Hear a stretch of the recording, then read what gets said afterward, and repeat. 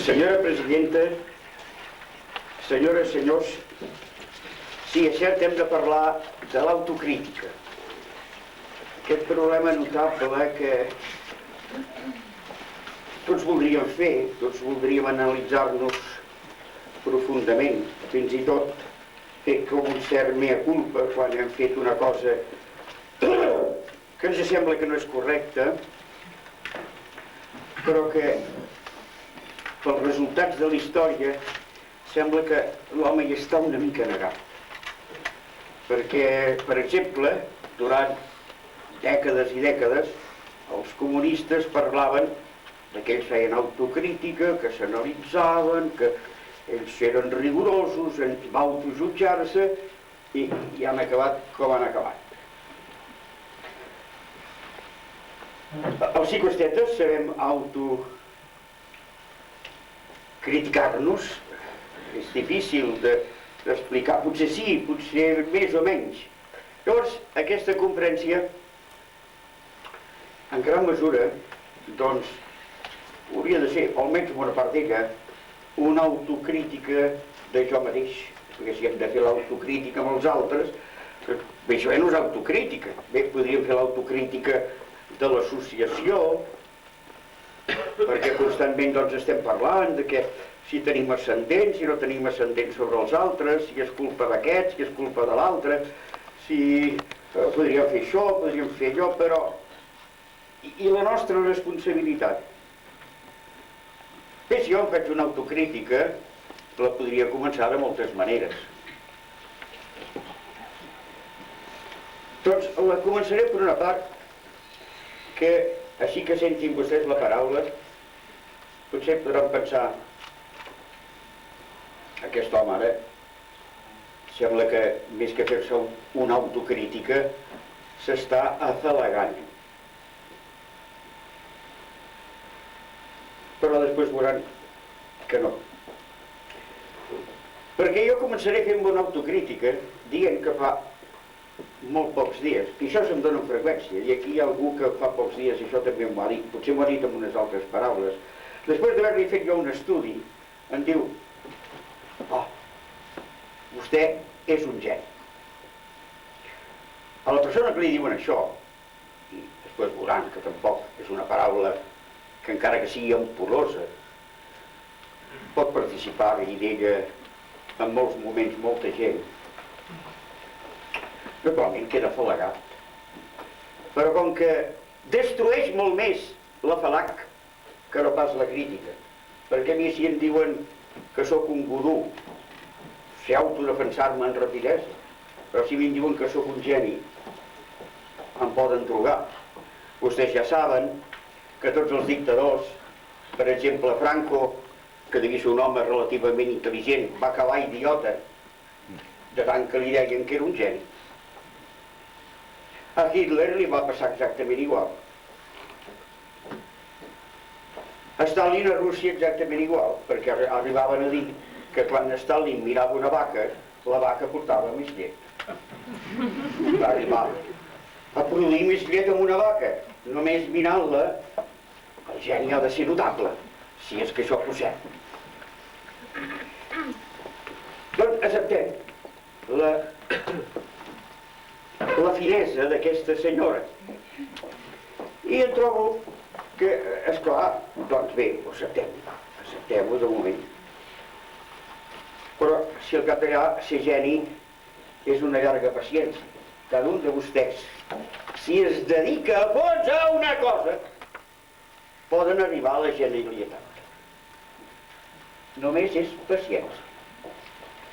Els grans descobridors, els grans escriptors, és una llarga paciència. Però devem la millor definició de la paraula geni a un filòsof català que es deia Balmes, perquè deia geni és un fabricant, un erudit i un magatzem.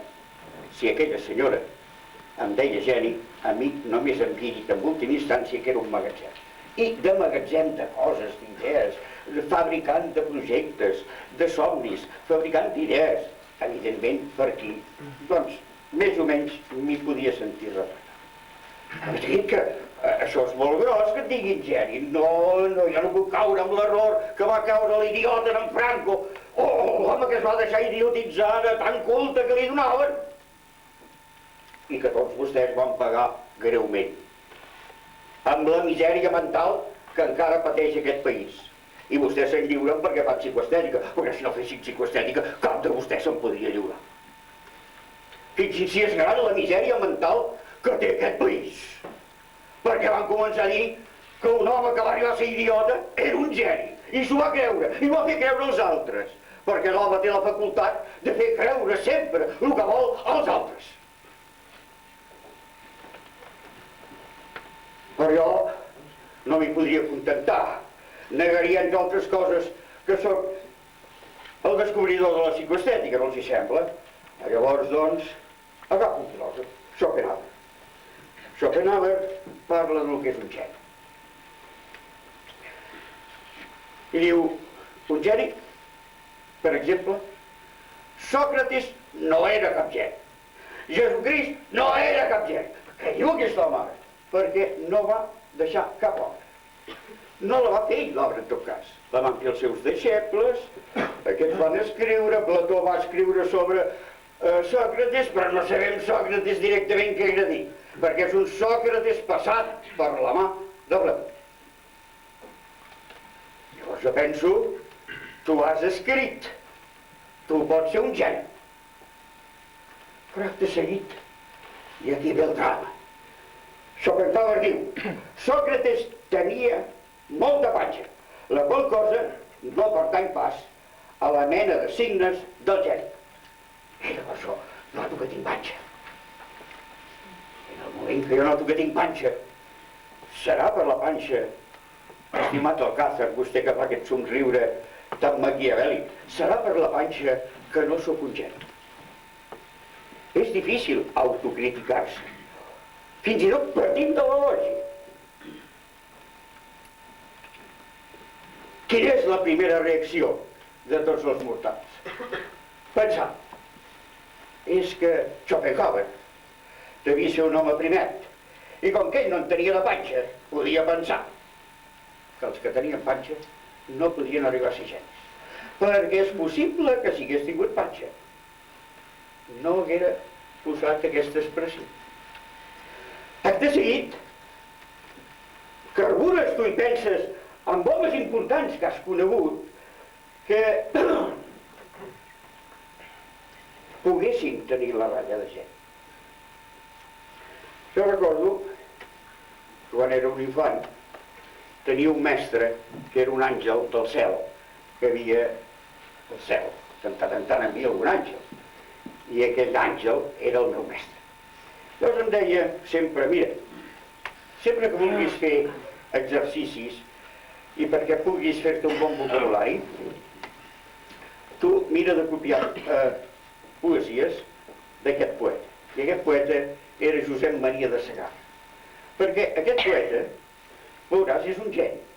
I té la particularitat de dir exactament les mateixes paraules que tu sents per tot arreu, però les diu d'una mena de manera. I la diferència entre ell i la forma que tenen els altres de dir les paraules, doncs exactament hi ha el geni.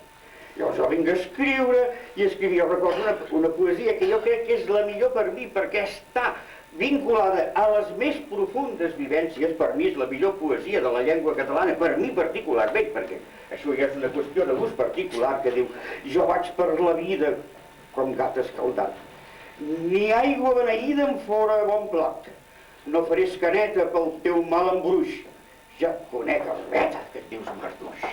I això, la meva mare deia que conec Arbeta, que et dius marduix, gat escaldat ho deia tothom, però posat d'aquesta manera. Bé, però no és per aquí, perquè jo vaig conèixer a Josep Maria de Segarra, no personalment, però no va tan famós a Barcelona que fa uns 40 anys. Jo me'l trobava moltes vegades, justament perquè no el coneixia físicament, però no ens coneixia personalment. El podia estudiar, fa uns 40 anys. moltes vegades per la Rambla Catalunya, pel Passeig de Gràcia. Era un personatge famosíssim, com van vostès imaginar-se a Barcelona. I el primer que pensava era, on hi ha quina fatxa? I llavors deia, sense garra, tu, sense garra. Mai havia pensat, No, amb l'embruix i amb el marduix i amb la forma d'usar aquestes paraules. I és que, esclar, naturalment, fa 40 anys, ni jo mateix havia inventat la psicoestètica. És quan saps els problemes del fons i la forma que pots aclarir aquestes coses. Però bé, és delicat perquè a vegades només per una panxa un pot anar a l'infern o pot ser tret del cenacle dels genis, o d'aquí o d'allà. A vegades, en freqüència, a mi em diuen vostè té molta força de líder. I això també, fins a cert punt, és afalagador. Però què és això? Com se menja això? Doncs automàticament jo miro quines definicions hi han de persones que siguin una autoritat per saber el que pot ser un líder. I, esclar, en aquest camp hi podria haver també moltes figures, però gent que ho hagin tocat, ho hagin palpat amb la seva pròpia mà. Així el mariscal britànic Montgomery deia: el líder ha de tenir un optimisme contagiós i la decisió de seguir endavant malgrat les dificultats. També deu irradiar confiança, ara quan ni ell està massa segur de quin serà el desenllaç. La prova de foc d'un líder és que un home senti quan surt d'una conferència o una reunió i deixa d'estar a la seva presència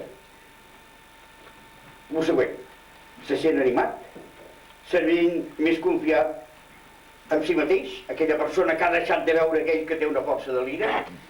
Clar, llavors, doncs, jo per saber si soc líder o no, ja em podria ara posar aquí a la fora i a veure com surten vostès, Senyor Oller, vostè se'n va cap a Reus més animada? Potser sí que soc... Però si no se'n va cap a Reus animada.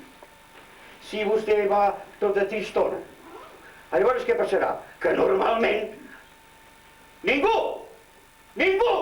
és capaç de dir és culpa teva, meva, és meva la culpa si vostè no se'n va transmutada avui, aquesta nit, a Reus. És meva. Jo no m'atribueixo la culpa. I que, esclar, com que la senyora Oller deu tenir tantes preocupacions, és una hipòtesi, senyora Oller, ja sé que vostè no en té cap de preocupació. Com que la senyora Oller deu tenir tantes preocupacions, naturalment no ha sortit motivada, perquè potser la senyora tampoc, avui també tampoc estava massa clar, potser estava fent una altra cosa. Que queda clar. Que llavors, doncs, és tan difícil fer-se l'autocrítica que passa el que passa i, naturalment, passa, entre altres coses, aquell conte que feia molt correctament la nostra presidenta, que de cada 3 persones que venen a cursos de psicoestètica, un mai s'ha aplicat ni un sol gràfic a ell mateix. Intenta aplicar-ho als altres. És a partir dels altres que ell compra la psicoestètica. És a partir dels altres que ens agraeix moltíssim que nosaltres li hàgim fet aquell curs, perquè ara li sembla que ja li ha fet més picardia per veure si aquest doncs, pot ser més bon client. Perdó, més bon client. Aquest és un problema que no se l'ha plantejat mai ningú, només la psicoestètica. Perquè molts de vostès han anat a la universitat, us han llicenciat en psicologia, i ara ningú s'ha preocupat si vostès aprenien psicologia només per aplicar-la als altres o bé si l'aprenien per aplicar-se-la a vostès. Això sempre, aquest conte, hi queda com descomptat. No hi ha manera de veure-ho clar. A on comença una cosa, a on acaba l'altra, però la cosa és que és un dels nostres drames.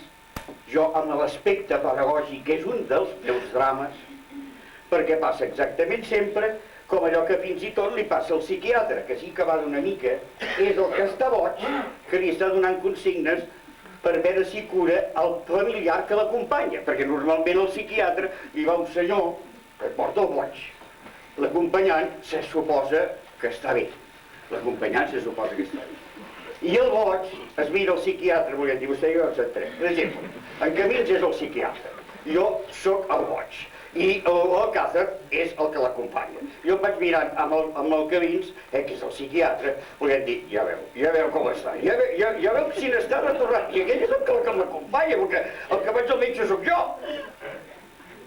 Perquè, esclar, ell voldria que el psiquiatre apliqués tot el seu saber per curar el que l'acompanya. És terrible que l'home arribi a ser impermeable davant de la possibilitat de que li impactin conceptes que l'haurien de perfeccionar.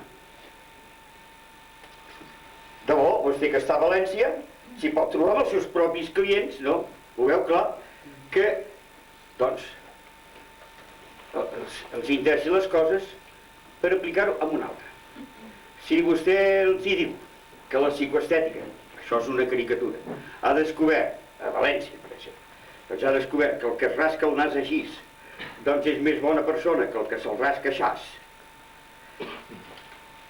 Ells se seguiran rascant-se'l de la mateixa manera, el nas. No faran cap mena de correcció, però diran, gràcies, de bo, escolti, molt agraït, si vostè no és el millor perruquer de València, és el millor perruquer del món. Per què? Oh, perquè ara sabran destriar com se rasquen el nas tots els altres. Però si no hi ha aquesta autocrítica, comença a ballar el coneixement també fins i tot dels altres.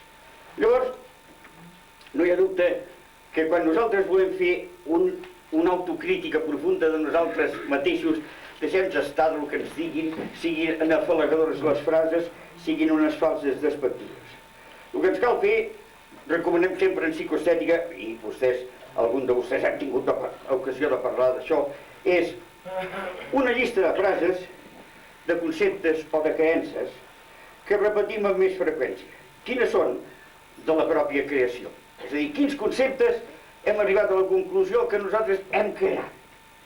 Què hem vist de nou anant per la Terra? Perquè, esclar, hi ha molta gent que neixen, es fan grans, es moren i no han vist res de res. I potser han viatjat molt.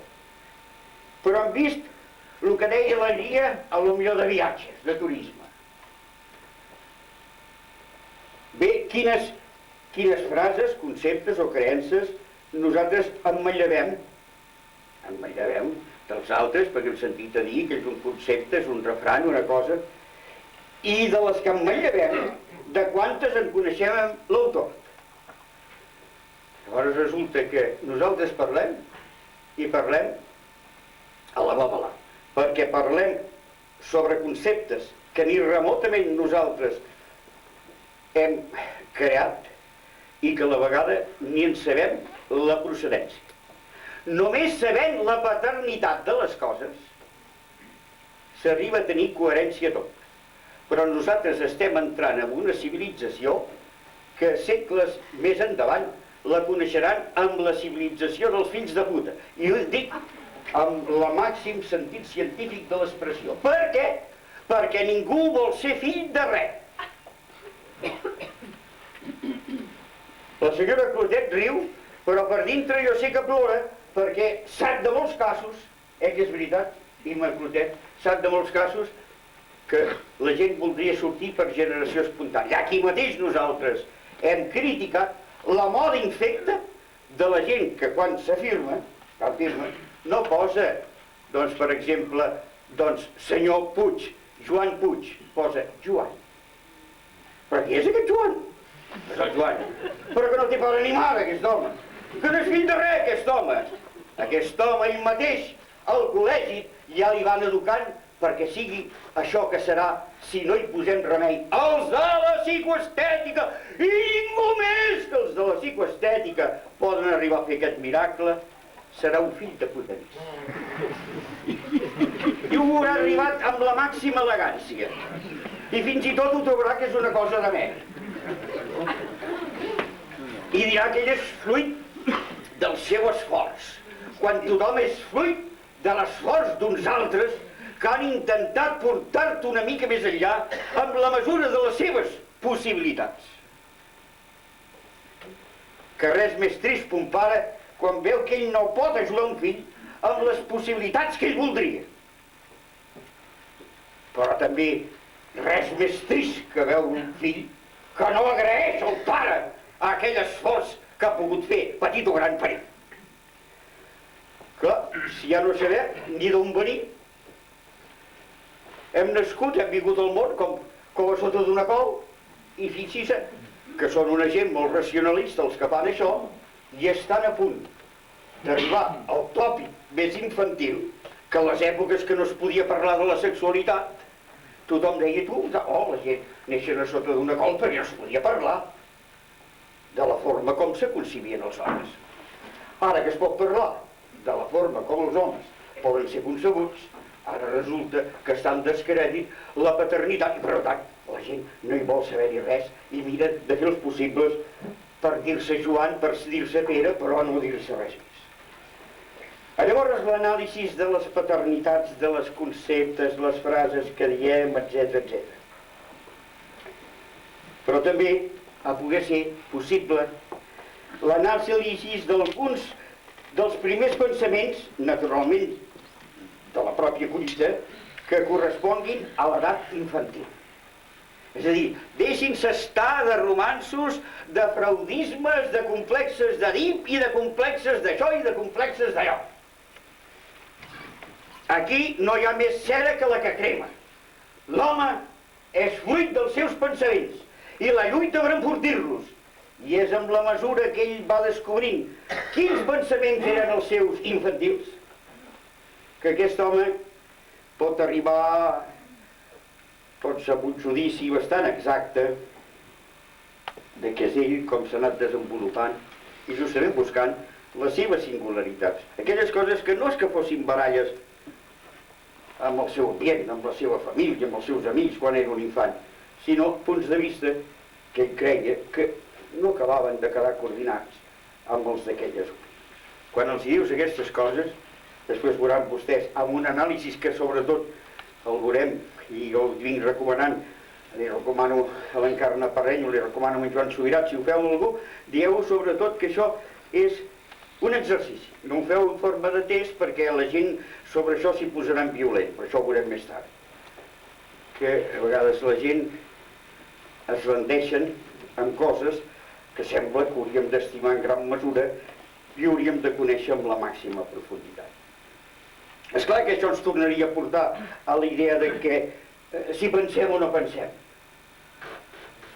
Hi ha molta gent que no pensa res, que per comoditat, estem en una època de comoditat, doncs li és més còmode que li donguin les coses ja fetes. Es pot comprovar estadísticament que els diaris que es venen més són aquells que d'una manera més espectacular posen un titular que sembla que ho resumeix tot i que ho diu tot i no diu res, potser, però bé, té la gràcia de dir, bé, ja estàs assabentat. Ja saps que això va per aquí o allò va per allà. Estendre's massa, doncs, pensant, la gent no ho fa. I han renunciat a una de les més il·lustres definicions de l'home, aquella d'aquell filòsof i pensador francès que es deia Pascal, que deia, l'home no és més que una canya que pensa.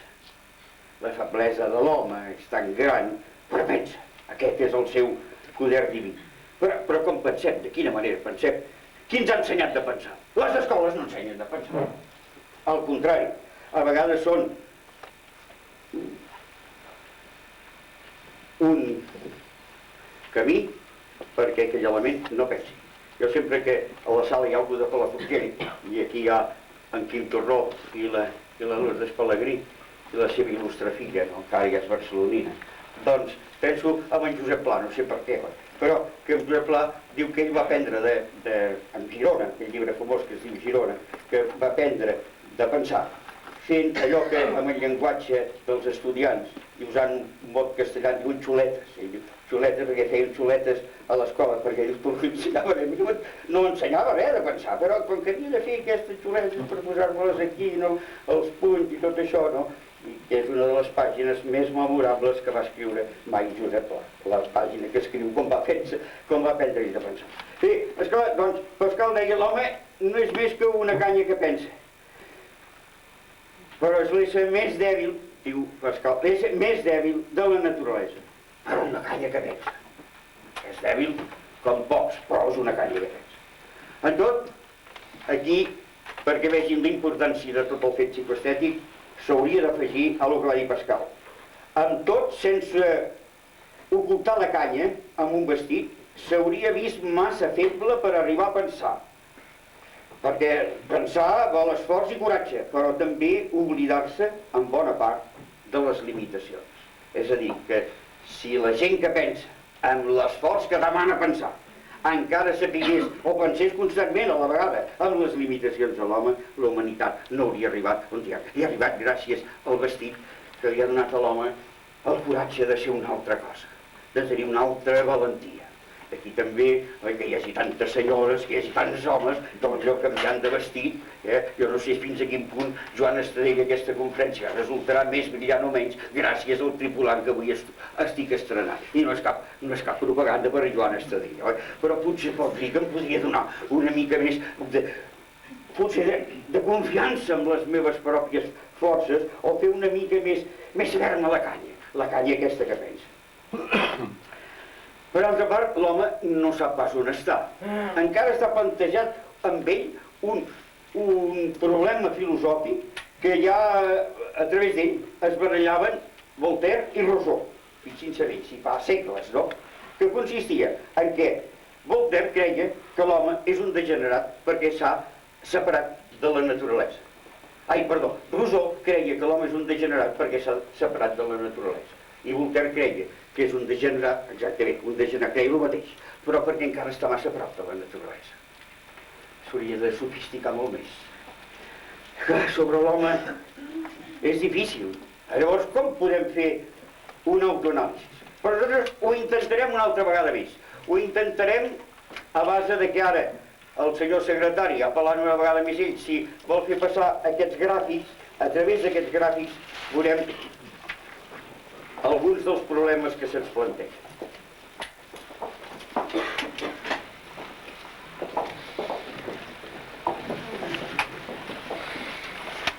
Fem més la qüestió.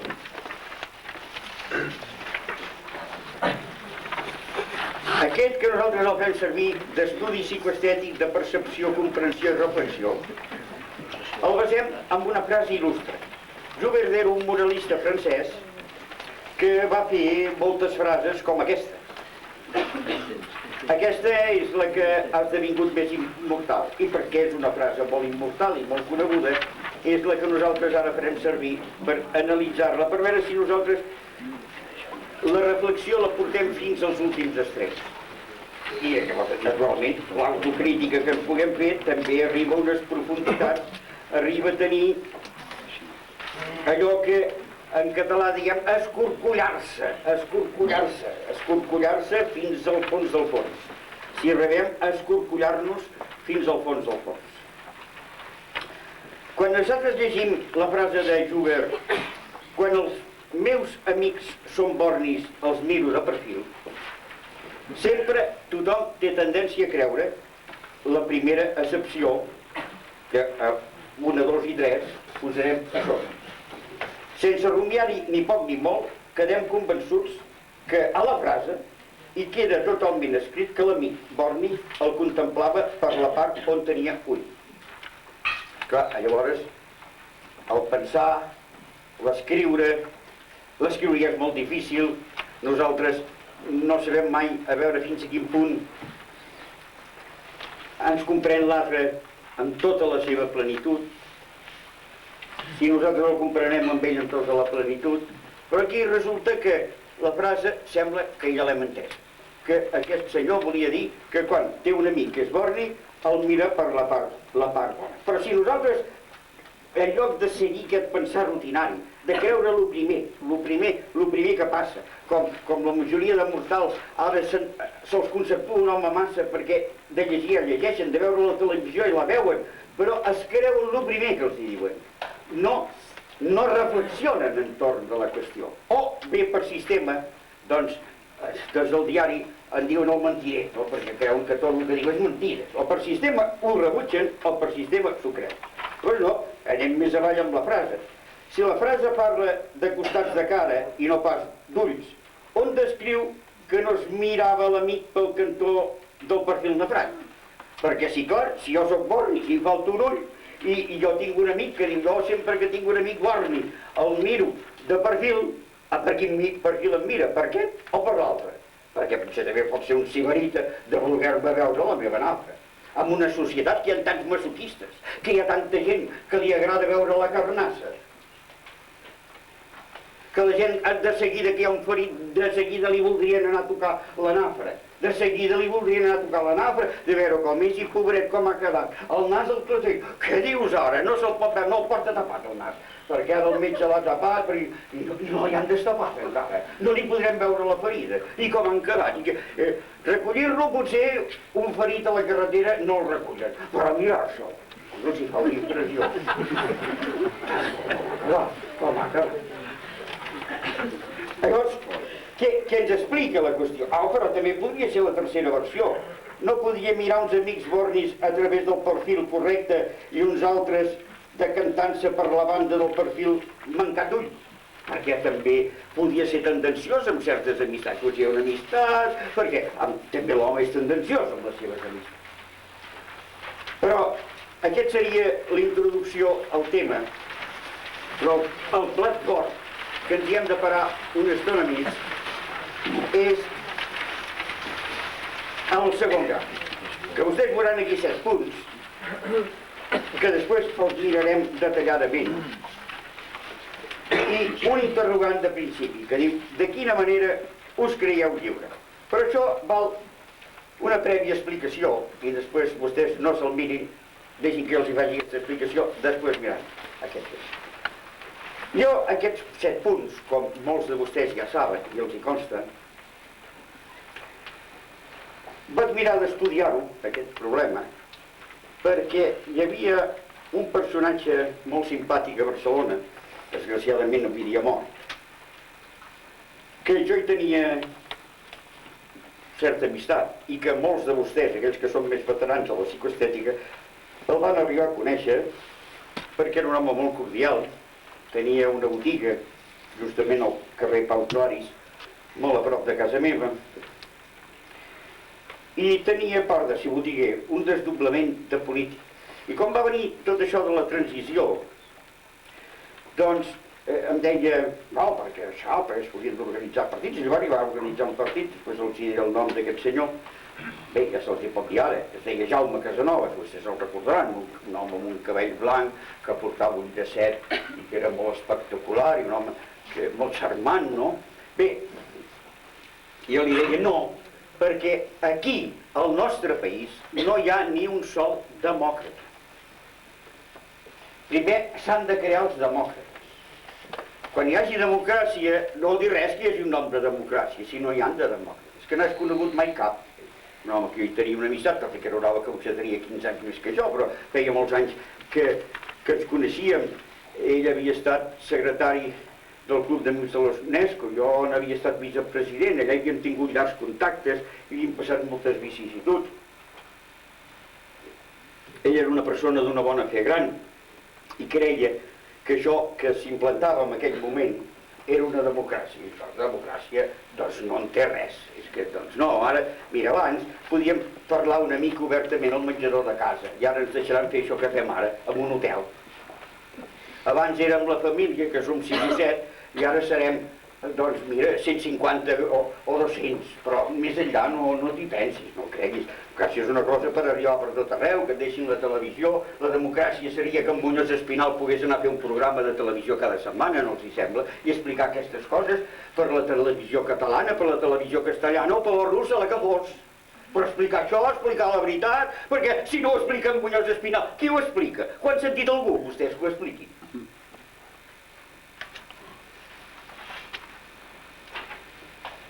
potser em deia en Casanovas, que recordin vostès que era molt dialèctic i molt charmant, tal com els hi repetia. Mira, jo et faré un anàlisi, però sobretot no m'ho facis com un test, que és el que segueixo recomanant ara. No ho presentis com un test, perquè llavors encara s'ofendran més, perquè l'home s'ofèn quan l'examina. O sempre hi ha una ofensa. Tu dius que això s'ho emportin a casa seva. Tu s'emportin aquests punts a casa seva i els meditin. I que si vol no tenen cap obligació de dir-te quins resultats t'han donat. Doncs fes-ho perquè hi havia amistat per això i per molt més. Fes-ho, doncs ja ho faràs, mira, jo vindré la setmana que ve, quan quiera que s'hi veí, i pujaré i t'ho vindré a buscar, perquè escolla ho veuràs, home, que el senyor tal, que ara té càrrecs importantíssims, no em diguis que no és demòcrata, no ho és. El senyor tal, no em diguis que no és... No ho és, Jaume, no ho és, jo li deia. Llavors, doncs, comencem. Exercici psicoestètic per a concretar el fons i la forma que té per nosaltres el concepte de llibertat. Perquè, esclar, com podem estimar la democràcia si prèviament no sabem què és la llibertat?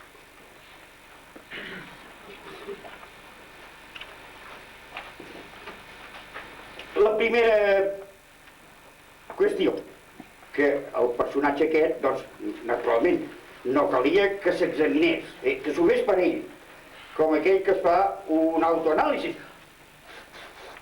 l'autocrítica, en relació a un sol fet, un fet ben concret, la llibertat, en aquest cas. En 5 o 6 frases intenteu escriure els límits i les diferències entre els mots llibertat i llibertinatge. La gent sempre té tendència a definir, i aquí doncs hi ha moltes persones que ho han provat, potser l'Avelló un dia m'ho deien, no fa massa, i d'altres, no? Llibertat és fer el que a mi em doni la gana. Per la psicoestètica sabem que sempre la paraula gana és una persona miniconscient, no és ple conscient. No sap el que és la llibertat. Aquí l'home té dret a anar al diccionari, a mirar com el diccionari defineix la paraula llibertat, a mirar com el diccionari defineix la paraula llibertinatge, llavors es trobarà amb el gran problema lingüístic que mentre la paraula llibertat queda vagament definida als diccionaris, la paraula llibertinatge rotundament ben definida. Perquè llibertinatge sí que es pot definir perfectament. Ara la llibertat, que esclar és el que jo vulgui fer, però que també sense ferir l'altre, i aquestes coses són complicadíssimes que si vostès tenen l'ocasió de veure qualsevol diccionari veuran lo difícil que se li fa al diccionari definir la llibertat i lo fàcil que li resulta definir la paraula llibertinatge.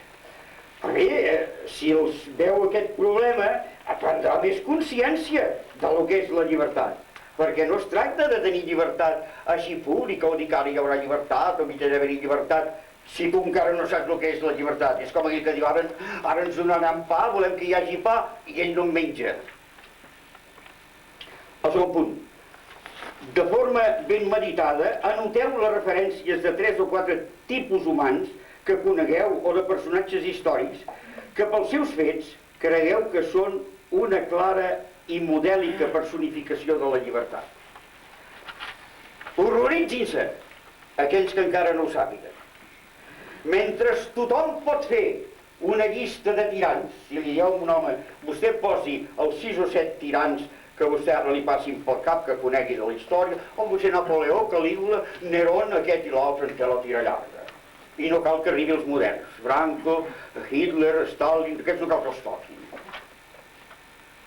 Només amb els antics. I sense saber història, ja en coneix prou de l'antigó per poder fer la llista. Ara, 6 homes, 5 homes, que personifiquin la llibertat, qui coneixen vostès que els pogués escriure? Si no tenim models en la psicoestètica, som sempre orfes en relació als conceptes. Llavors, si no tenim models d'homes o de fets que expressin la llibertat, com podem saber què és la llibertat? Punt importantíssim que la gent s'hi queda parat. Tots els que després van ser diputats i que van ser ministres i que eren amics del meu amic Jaume Casanovas, Tots feien la llista dels tirans. Cap dels homes lliures. És difícil. És que no ens ho han ensenyat. No hi han posat èmfasis a les escoles. Normalment el mestre, el catedràtic, és un representant del tirà. Comença tenint un títol que durant 40 anys era Su Excelencia el Jefe del Estado, un fill de puta, li havia donat el títol de catedràtic. I aquell catedràtic què feia? Seguia practicant la tirania. I llavors posava èmfasis als tirans i no presentava les figures glorioses de la llibertat. Ni de la història, ni d'ara. Veuen? Si n'és de palpitant el fet, si n'és d'important la psicoestètica. El tercer punt. Per ells no cal que sapiguessin dibuix. Dissenyeu de forma abstracta o figurativa un dibuix que pugui simbolitzar la llibertat. Evidentment, quan parlem d'una figura que simbolitzi la llibertat, la gent pensa en l'estàtua de la llibertat de la ciutat de Nova York, per exemple, però que consti que aquella estàtua és tan poc representativa de la llibertat, perquè al seu temps no era l'estàtua el que representava la llibertat, sinó el que hi havia darrere, perquè en aquell temps Amèrica entrava perquè l'home oprimit d'Europa, perseguit d'Europa, aquell que havia de sortir de la justícia i el que fos, potser era el millor o el pitjor de cada casa. A Amèrica era arribar a la llibertat i l'estàtua li era el símbol de qui hi havia darrere. Però l'escultor d'aquella estàtua no li costava gaire, perquè si jo, per exemple, aquí darrere hi hagués tota una força immensa que representés la llibertat, jo, estant aquí, en seria una mica el símbol. No fet pel fet geogràfic d'estar aquí. No, busqui vostè en forma abstracta, se li diu a la persona, però vostè faci-ho per vostè, no cal que m'ho ensenyi vostè això. Intenti fer un símbol que expressi la llibertat. En canvi, si la gent li diu, intenta fer un símbol que expressi la mort, doncs, no sé, una mà, un noi i una noia que s'agafen la mà, qualsevol cosa podria ser ràpidament, encara que fos molt esquematitzada, símbol de la mort. Però la llibertat és pesat, que consta. Moltes vegades donant això, la gent ens ha dit, és molt difícil això. No, el que és difícil, això no és gens difícil. El que és difícil és entendre la llibertat. El que és difícil és ser un home lliure. Procuri dibuixar, el 4, que és fer una frase persuasiva, raonada i original que inclini a canviar el criteri d'una persona que no creu en la llibertat. Jo amb aquest amic que havia de fer-ho, que es pensava que podria fer-ho i després hi va fracassar perquè no es va ni atrevir a ensenyar-los-hi. Hi ha gent que avui dia té càrrecs importantíssims i ja em passa per la memòria 7 o 8, que són il·lustríssims. Quina vergonya si haguessin de fer això. Perquè són incapaços de fer una frase que faci entusiasmar l'altre. Això és veritat, això de la llibertat és importantíssim. En canvi, que fàcil és fer frases a favor de la tirania. Només cal sortir al carrer i perquè veig una senyora que aquí més avall, potser doncs ja han volgut agafar, doncs, no sé, una bossa que portava, un que anava amb una moto. Llavors, ja diu, que no creuen vostès que hi hauria d'haver-hi molt més ordre, que hi haurà uns quants que convençuts. Sí senyor, és veritat, jo t'ho dic, hi hauria d'haver-hi més ordre. Quin desordre que hi ha. És fàcil. És que llavors, doncs, pel tirà li resulta fàcil argumentar lo seu. L'home lliure n'ha de saber molt. Per això la democràcia sempre va unida a l'oratòria. I allà on no hi ha oradors no hi pot haver-hi democràcia. Perquè és tan difícil glosar, entre altres coses, la mateixa llibertat. Tenim un altre punt. Procureu dibuixar una parella de guàrdies ben armats, tot conduint un detingut amb les manilles posades. Doncs normalment dibuixen uns guàrdies, senyor Oller, la torno a mirar a vostè, que són impressionants, encara que no sàpiguen dibuixar. I el detingut, que encara no sabem si és culpable de res, perquè el poden portar detingut i tampoc no sabem encara segur si és culpable o no. Ja li posen una cara important. Jo ara miro una noia que fa poc li vaig fer dibuixar una parella de guàrdies i em va dibuixar el que portaven detingut, amb una elegància, amb una cara d'heroi, encara que ella sempre em diu que no sap dibuixar. I això és una mentida, que a vegades se'n baixa pel cor, perquè aquí el presoner encara li donen certs drets, però normalment és el que l'ha remat, que la gent veuen. És difícil tot el que fa referència conscient i inconscientment, forma i fons d'aquest problema tan gran de l'home que per després veuran que a ningú li pots dir res perquè tothom se creu lliure sense saber què és la llibertat. D'aquí també aquest gran equívoc de que ens sembla que tenim una democràcia, no la tenim, etc. perquè naturalment, perquè hi ha l'equívoc previ de no saber qui és la llibertat i viure-la aquesta llibertat.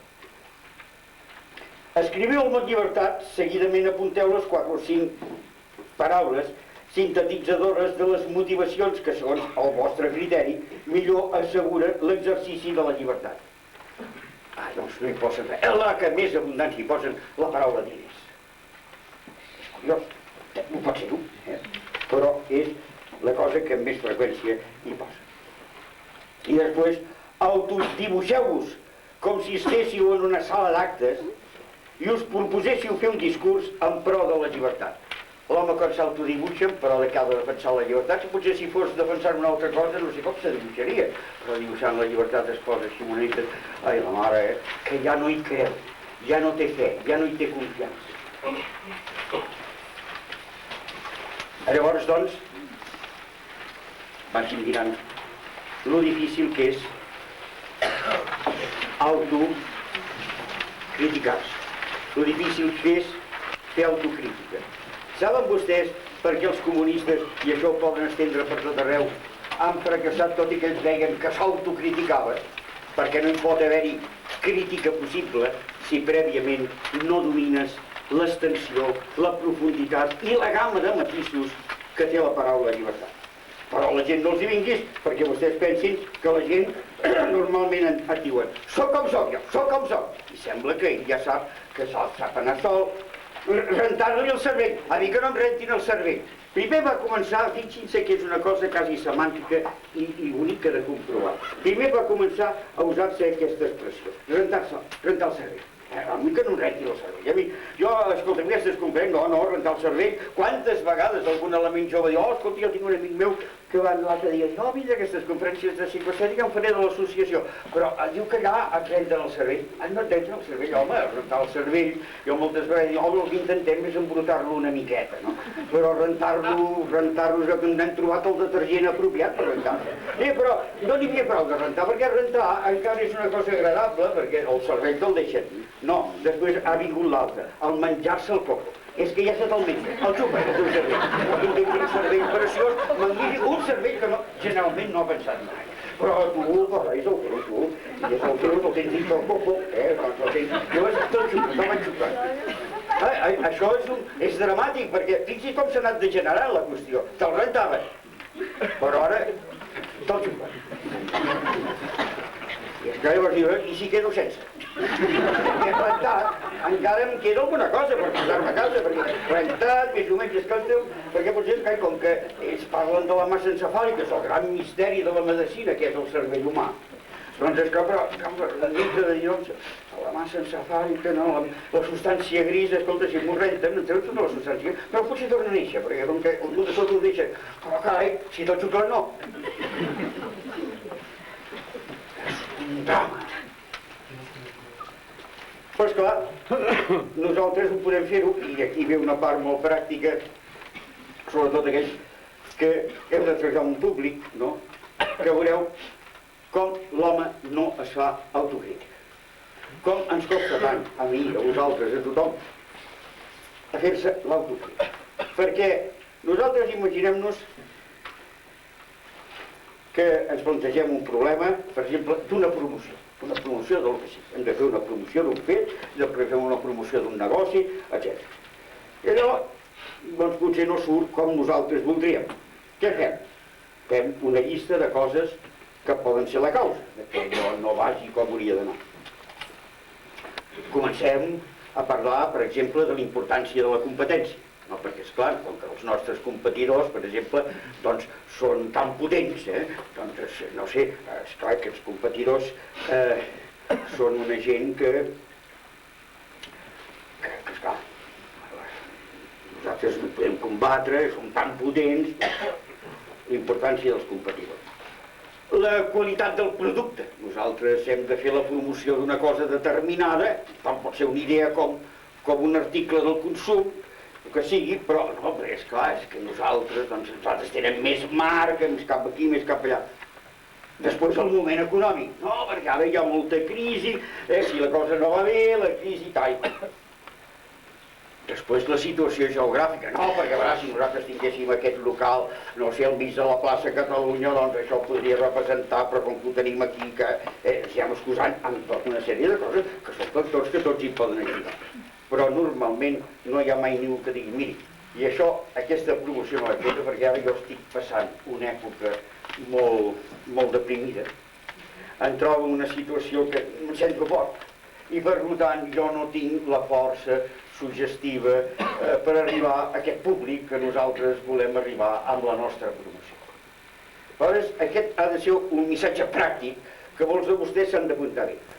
Sempre que hi ha l'anàlisi d'un fet, sobretot quan hi entra una certa promoció, ens hem de comptar nosaltres que doncs hem de fer les coses.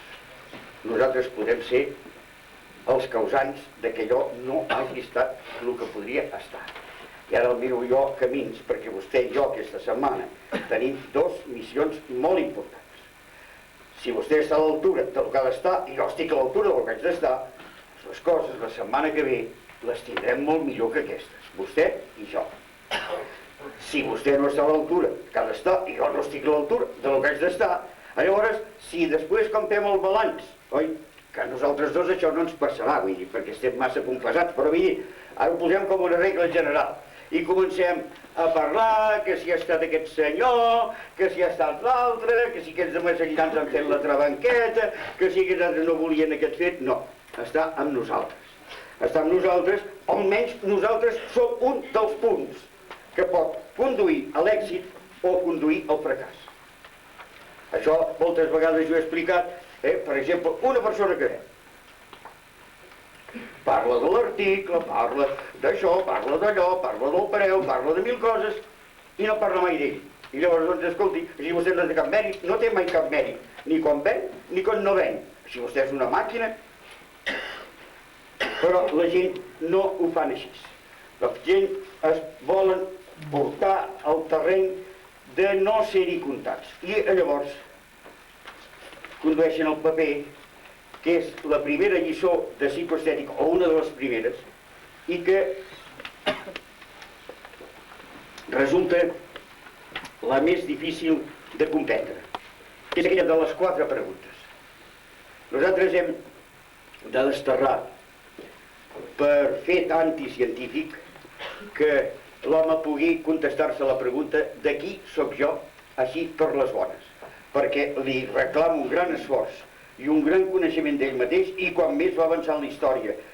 Si no es troben altres mètodes pedagògics, per això nosaltres parlem de que s'ha de fer una revolució pedagògica, cada vegada l'home viurà més els llimbs en relació a qui és ell mateix. Llavors no es pot anar a dir jo sóc aquest, si no ho sap fer-ho això. Resulta que els mateixos homes, i vostès poden fer la prova, vostès que podrien descriure bastant bé, amb totes les dificultats que també hi ha això, 7 veïns que tenen a prop d'allà on viuen vostès, se'ls faria molt més difícil descriure's, amb la precisió que descriuen aquells veïns, descriure's a vostès mateixos. Llavors, doncs, el problema de l'home està en 4 preguntes, diguem sempre a psicoestètica, aquí repetides altres vegades, però que avui hem de tornar a posar sobre la taula. Com m'interpreto? Què m'interpreten? Quin paper em dono com a conseqüència d'això? I quina valoració social té això? Interpretar-se, si és incapaç o en gran mesura l'home modern de fer-se l'autocrítica, com volem que s'interpreti? intentar analitzar el que els altres ens interpreten? Ens costa, Déu hi ajuda, perquè a vegades ho volem emmascarar. Volem emmascarar la interpretació que els altres ens fan de nosaltres. A vegades el volem veure tendenciós. Clar, si nosaltres, per exemple, en un lloc determinat tenim una conferència, resulta que les nostres conferències no agraden, doncs hem de pensar que és que no ens les plantegem bé, ens les hem de plantejar d'una altra manera. Esclar que tenim unes dificultats, esclar que tenim un pacte del silenci, esclar que hi ha moltes coses. Una part de culpa també pot ser nosaltres. Com l'analitzem? Doncs a vegades ja no volem admetre la interpretació que els altres fan de nosaltres. I l'home és aquell ser que sempre té tendència, quan un no està molt afinat, a interpretar-lo d'una manera molt diferent de la manera que tu voldries ser interpretat. És a dir, jo, per exemple, imaginin-se vostès que sóc una mica sord. I doncs l'esport, i dic, persones que tinc aquí davant, em diu una cosa. Jo vaig dir, i pensa, mira, aquest home és idiota. No, idiota no és sord, oi? Llavors, doncs, m'entès una cosa que no... I és que jo voldria que m'interpretés vostè com a sord, i no haver-li de dir, oi? Però, i que vostè ja ho vegés, no? Però jo s'interpreta una altra cosa. Llavors, quin paper en dono? La societat moderna, això, vostès ho han de divulgar moltíssim, la gent no es vol donar papers. És a dir, la gent no voldria tenir ni cap ofici, no té res, no ser especialista en res. Voldria estar estudietes, una mica de tot, una mica d'això, una mica d'allò, l'ensenyança ja vol ser enciclopèdica i després acaba fent uns rucs com unes cases de pagès, perquè no són especialistes de res. Però és que tampoc ho volen ser, els hi fa por. Recordin que nosaltres tenim tot un contenciós plantejat amb la societat, no?, sobre per què fins i tot es poden arribar a fer salons de l'ensenyança i no hi surt la paraula vocació. Quan la paraula vocació és importantíssim, s'hauria d'estimular la vocació. Però és que no l'estimulen, primer perquè no se'n recorden que la gent hauria de tenir vocacions, i després perquè la gent no en volen tenir vocacions. Llavors és una cosa desagradable, perquè si jo li dic a una persona, i vostè, de què té vocació? Es posa picós, no vol ser... Escolti, sembla que li estigui agredint la seva llibertat. Home, tots tenim vocació d'alguna cosa, no? Ara no vol que sigui. I fixi's, el torno a mirar vostè al càcer, vostè que té nanos joves i que són ja una preciositat, que es pot trobar vostè, si això és una hipòtesi, amb un fill, que allò se sent agredit, potser un altre no.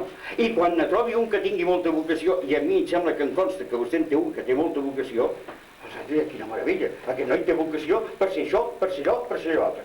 Ja tenir vocació d'alguna cosa, ja sembla que per ell mateix ja sigui un tresor, ja sembla que sigui un negoci, ja. I encara que ell ha de començar a exercir-la, aquella vocació. Només la practica. És a dir, que arribarà un moment que només que un digui que té vocació de capellà, doncs ja el faran capellà. Ja no haurà de ni estudiar tampoc, no? Perquè hi ha tan poca vocació. Ja volia aquest un ja pot anar a dir missa. O que no sap, és igual, ja n'aprendrà. Però de moment ja té vocació, perquè l'important és tenir vocació, tu. Perquè per arribar amb allò ja pots anar arribant, però si no tens vocació, llavors que era aquest tipus d'home modern que va estudiant una carrera, i vostè què està estudiant? Un metge. Però vostè... Però vostè serà... Escolti, metge. Quan aquell et diu metge, diu, aquest tio que vol revolucionar la medicina és un home com aquest que ens convé, encara que després no revolucioni res. Però doncs no ens donem papers.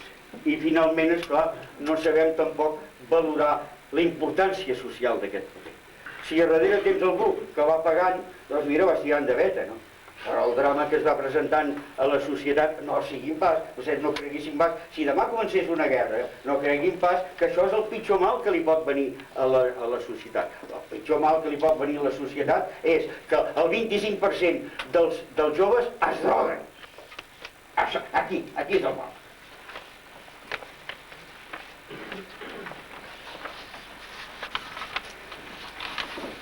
Fa poc que un element que nosaltres avui l'hem recuperat perquè estava malalt i que estem molt contents de tornar-lo a veure aquí, estimat Antoni Gomis, anava pels pobles de Catalunya fent una conferència a la qual deia que a la batalla de l'Ebre hi van morir 25.000 joves catalans. Que és inaudit, perquè no hi ha cap més cas a la història de Catalunya que en una sola batalla, en 3 mesos, morissin tants ciutadans d'aquest país.